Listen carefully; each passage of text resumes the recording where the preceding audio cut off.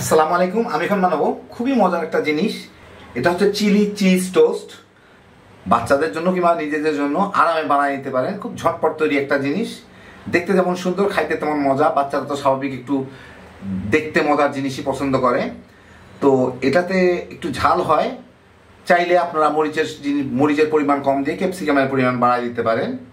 যার যার রুচি মতো বানিয়ে নেবেন, যে কোনো সবজিও দিতে পারেন। আমি আপনাদের দেখা দিচ্ছি কেমন করে বেসিক তৈরি করতে হয়, তারপর আপনারা যেমন খুশি তেমন মডিফাই করে নিতে পারবেন। খুবই সহজ তৈরি করা, মাত্র কয়েক মিনিট লাগে। তো আসেন থেকে শুরু করা যাক। তো আমি এখানে একটু বাটার নিয়ে নিছি, মাখন। ওর সাথে আমি একটু ক্যাপসিকাম দিব স্বাদ মতো। লাল ক্যাপসিকাম অনেক দাম, সেই জন্য আমি একটু টমেটো দিচ্ছি, লাল লালই দেখা যাবে। চিলি ব্রেড যেহেতু মরিচ দিতে হবে, তো লাল মরিচ কাঁচা মরিচ দুইটাই আমি নিছি টুকরা টুকরা করে।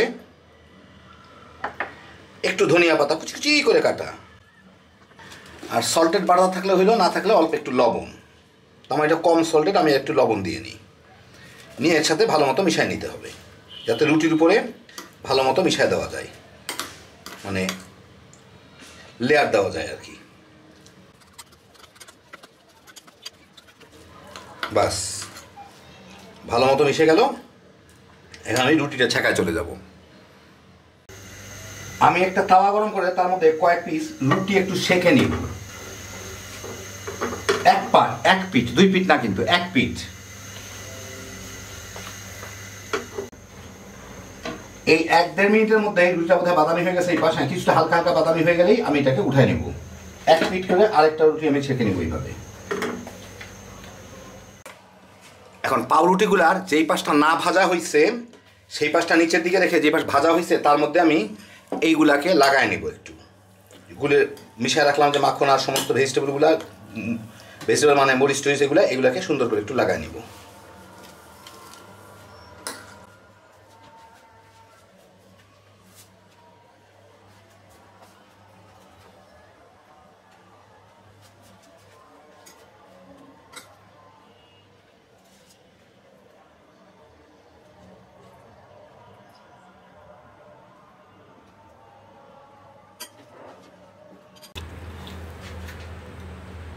তো ভালো মতো লাগাই দিলাম, হইল।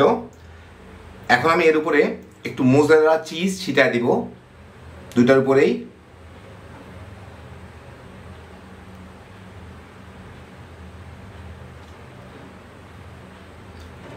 দিলাম।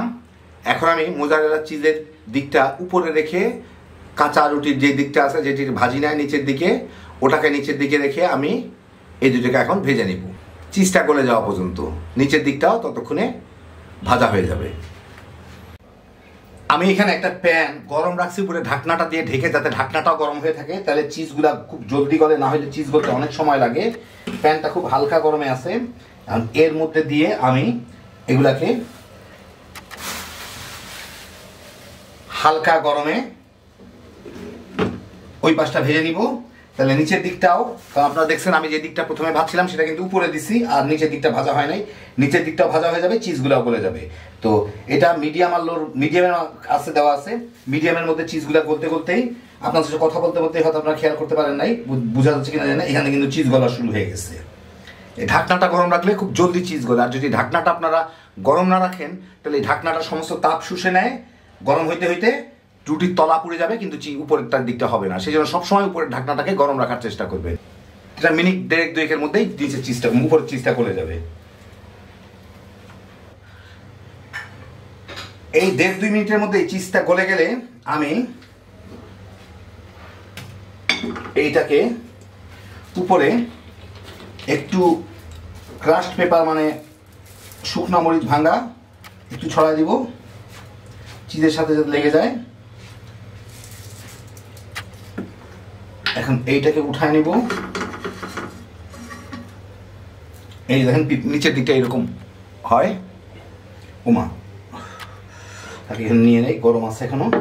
এখন আরেকটাকে আমি এখানে বসায় দিব,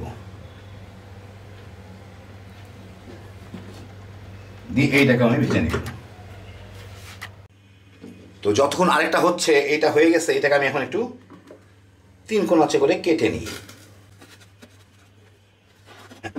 হয়ে গেল আমার 2 পিস। এখন আরেকটা উঠে আসুক, তারপরে আপনাদের আমি পরিবেশন করে দেখাচ্ছি। তো এই দেখেন হয়ে গেল আমার চিলি চিজ ব্রেড, একটু ঝাল ঝাল, একটু অন্য রকমের বিকালে নাস্তার জন্য দারুণ একটা জিনিস। বাচ্চা কাচ্চারা দারুণ পছন্দ করবে যদি একটু মরিচটা কম দেন। আবার আজকাল অনেক বাচ্চা কাচ্চারাই মরিচ খায়, আর নিজেরা তো খাইতেই পারবেন। খুব সহজে একটু অন্য রকমের নাস্তা পাউরুটি দিয়ে খুব সিম্পলভাবে বিকালে নাস্তার জন্য বানিয়ে নিতে পারেন। দেখতে হ্যাপি জোশের একটা আইটেম, খাইতেও দারুণ মজা। তো দেখে গেলেন কত সহজে তৈরি করে ফেলতে পারেন। ঝটপট খালি বানাইবেন আর তামা তামা করে চায়ের লগে খায় ফেলাইতে পারবেন। আল্লাহ আপনাদের সবাইকে ভালো রাখুন, সুস্থ রাখুন, নিরাপদে রাখুন। ইনশাল্লাহ বেঁচে থাকলে আবার দেখা হবে। আল্লাহ হাফেজ।